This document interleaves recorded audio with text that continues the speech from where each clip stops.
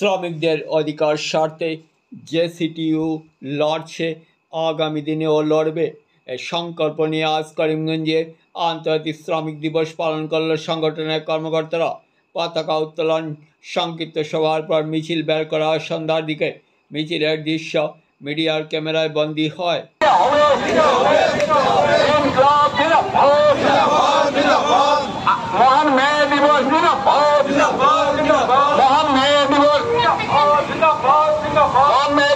চিন্তাধারা দিকে দিকে ছড়িয়ে দিন।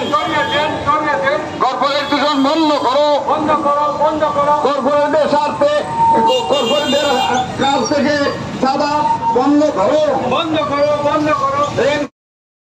সরকার জবাব চাই,